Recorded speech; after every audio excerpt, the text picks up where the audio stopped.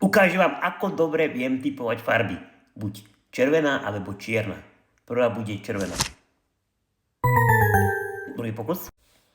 Teraz bude prvá čierna. Dobre, pokračujeme. Bude vyššia.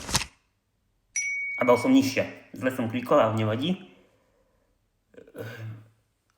Dajme, že bude medzi. Dobre. A ktorá karta bude posledná? Srdiečková. Škoda, ešte raz. Toto je ťažšie, než sa zdá. Povie, prvá bude červená. Výborne, bude nižšia. Bude tuto medzi. Výborne. A tento znak. Znak. Bude diamant. Škoda, nevadí. Daj like a odber.